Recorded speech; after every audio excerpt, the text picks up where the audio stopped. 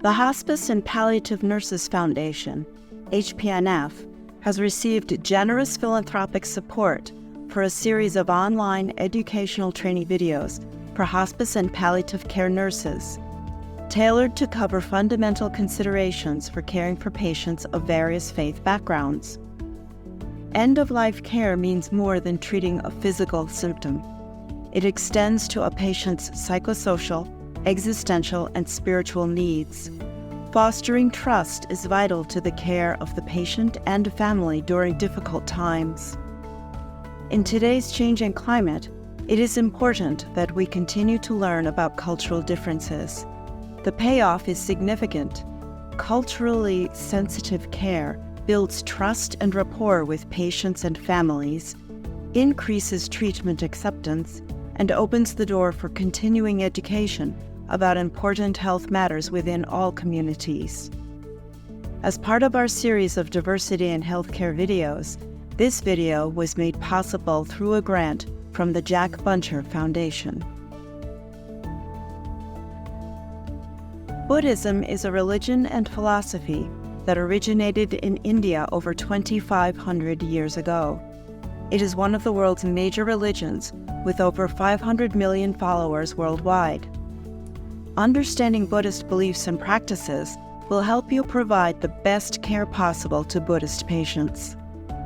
Over the next several minutes, we will look at the fundamental tenets of Buddhism, including some of its core beliefs and teachings. We will explore Buddhist views of death and better understand perspectives and beliefs that influence a Buddhist patient's experience. Additionally, we'll discuss common practices preceding and following death, empowering you to provide compassionate and culturally sensitive care to Buddhist patients during their final stages of life. By enhancing your knowledge and understanding of Buddhism, you will be equipped with the tools and insights necessary to deliver the best possible care to those in hospice and palliative settings. Buddhism is a rapidly growing global religion with an expansive and diverse belief system that finds its roots in the teachings of Siddhartha Gautama, the Buddha Shakyamuni, Buddha being the awakened one. Buddhism adapts to various traditions, cultures, and beliefs, making it a spiritual path accessible to people from all walks of life. The fundamental tenets of Buddhism include a recognition that nothing is inherently permanent, an understanding that actions have consequences, karma, and an emphasis on the potential for a person to awaken, attain enlightenment, achieve nirvana, obtain liberation. These teachings seem to mesh well with the realities of everyday life and offer valuable insights into how individuals can navigate the complexities of existence. Buddhism's inclusive nature extends beyond traditional religious borders, allowing a diverse range of identities and affiliations. Western Buddhists, for instance, may identify with Buddhism while also following other religious or philosophical beliefs, including Judaism, Christianity, paganism, or atheism.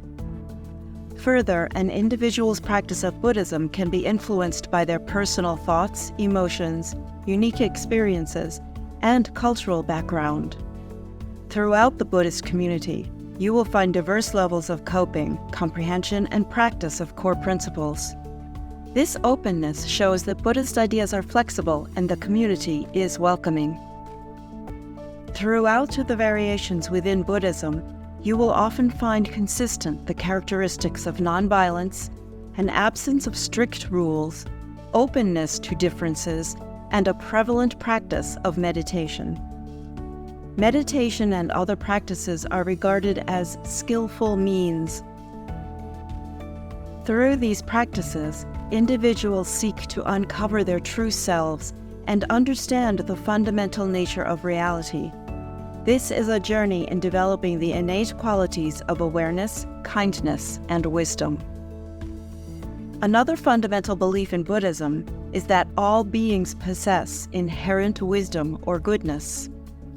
Rather than a concept of sin, Buddhism labels actions as skillful or unskillful, helpful or unhelpful. An individual performs negative actions out of ignorance or a lack of understanding of the true nature of things, that all is interdependent, ultimately one.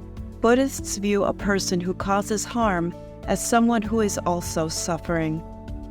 Buddhist teachings emphasize the importance of guidance and instruction to alleviate ignorance and its resulting ills. Buddhism differs from many other religions in that there is not a worship of a creator or God. Practices like lying on the ground facing down, prostration, and showing reverence, or serving monks and teachers, might resemble worship. However, these practices are aimed at letting go of ego and overcoming a self-centered perspective. Additionally, Buddhism doesn't treat a specific day of the week as a Sabbath. Instead, holidays often follow cultural calendars and natural events, such as equinoxes and solstices, or perhaps the annual observance of the Buddha's Day of Enlightenment. The Buddhist perspective on death is connected to the belief in the cyclical nature of life and existence. While there's a natural desire for individuals to live long and fulfilling lives, Buddhists acknowledge and accept the certainty of illness and death. Teachings reject the idea of a continuous, unchanging soul that persists through life and death. Instead, they believe in a continuous process of successive existences, a concept known as transmigration, a cycle of rebirth and re-death as the fundamental nature of existence. It can be helpful to remember that the moment of death itself is considered a great opportunity for realizing enlightenment. There is significant diversity in Buddhist cultures concerning expressions and rituals during end-of-life care. For example, Tibetan Buddhism is rich with detailed teachings and beliefs regarding death and what happens next in the process toward rebirth. But you may also find consistency in Buddhists' approach to the care they receive. Death and dying are openly discussed and embraced within the cultural and spiritual frameworks. This acceptance allows for a more direct and compassionate approach when discussing end-of-life matters. It's suitable to inquire about an individual's beliefs surrounding death and the afterlife. A helpful question like, "Is there anything I should know about your beliefs about death and what happens afterward that would help me to support you?" demonstrates a sensitivity to the patient's perspective and opens the door to effective patient-centered care. When determining the details of a patient's care, you may notice that some Buddhist patients take a rather relaxed approach, trusting the natural unfolding of events. They may not always seem interested in the details of their care, preferring to allow the process to take its own course at its own pace. Nevertheless, Buddhists are generally open to scientific understanding, and they value transparent, gentle, and compassionate communication regarding their condition and prognosis. You can provide optimal care by understanding the patient's preferences regarding information about their situation. Asking a question such as, "How much do you want to know about what is happening and your prognosis?" allows you to tailor your communication to the patient's comfort and needs. It is common to involve the patient's family in the treatment decision-making process and identify a spokesperson within the family to ensure effective communication. However, cultural norms may influence the family's or patient's willingness to express needs and desires proactively. Therefore, you may need to maintain a persistent and gentle approach to learning about the patient's and family's preferences and concerns throughout the process. To provide culturally sensitive care, you should inquire about practices related to using incense, washing the body, or wearing particular clothing. Also, respect the patient's belongings by seeking consent before removing or altering anything, such as a red string, a blessing cord around the neck or wrist. Additionally, dietary practices or fasting routines may play a role, often involving restrictions on meat and animal products. You can learn about the patient's practices and preferences by asking what dietary or fasting requirements do you follow. During the end-of-life process, Buddhist patients will likely not have large, dramatic expressions of grief, while there may be, of course, tears, feelings of despair and fear from both the patient and their family and friends. Understanding and acknowledging these feelings is crucial.